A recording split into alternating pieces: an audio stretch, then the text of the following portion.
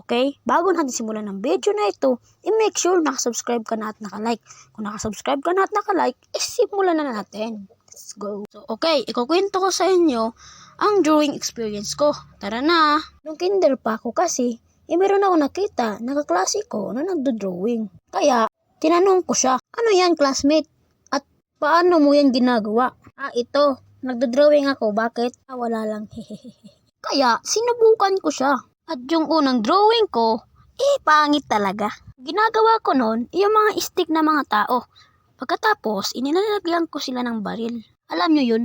At nung nag-grade 1 ako, drawing pa rin ako ng drawing. Hindi ako nakikinig sa teacher ko. Imbis na magsulat, nagdo-drawing pa rin ako. Kaya palagi akong sinasabihin ng teacher ko, "Hoy, Gabe, palagi ka lang na nagdo-drawing.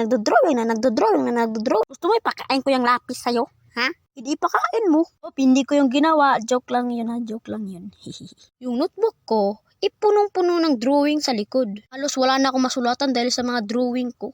At nung nag-grade 2 ako, kita yata ng teacher ko na meron akong tali na drawing.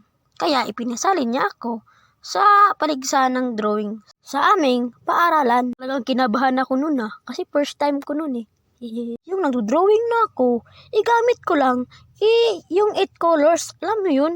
At bond paper. Mantala yung kalaban ko na grade 4, illustration board tapos oil pastel. Hindi ako nanalo kasi grade 2 pa lang ako noon At nung nag-grade 3 ako at nag-grade 4, pandemic yun, kaya module lang. Hindi ako nakaaral. At nung nag-grade 5 ako, pinasali na naman ako ng teacher ko. Yung kalaban ko nun, yung ibang section. At nung dumating na yung araw ng poster making, nag-drawing na kami. Yung tapos na kami lahat mag-drawing. Tapos, yung babangkitin na kung sino ang nanalo, naka-third place lang ako. Pero okay lang.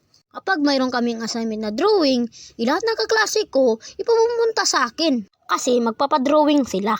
At yung sasabihin ko naman, bago kayo magpa-drawing sa akin, 5 piso muna. So, yung nag-grade 6 ako, ipinasali ako ng advisor ko sa poster making. At yung mga kalaban ko nun, taga-ibang school. At nung dumating na nga yung araw ng poster making, kinabahan ako. Pagkatapos doon kami sa ibang school magdo-drawing. At nabaguhan ako sa gamit ko. Ano to? Oil pastel yan. So, tinuruan ako ng teacher ko paano gamitin ang oil pastel. So, yung tapos na kami mag-drawing, babangkitin na kung sino ba ang nanalo. So, hindi ako nanalo nun. Kalipas ang 3 buwan, pinasali na naman ako ng teacher ko sa poster making. So, sinikap ko talaga na mapaganda yung drawing ko. At binigyan ako ni ma'am na kung ano yung idodrawing ko. Pagkaalala ko nun, yung idodrawing namin ay pag-asa pagbasa sa matatag na kinabukasan. So, nagsimula na nga yung araw ng poster making. Nung nagdo-drawing na kami lahat, alam ko na nun kung paano gamitin ang oil pastel.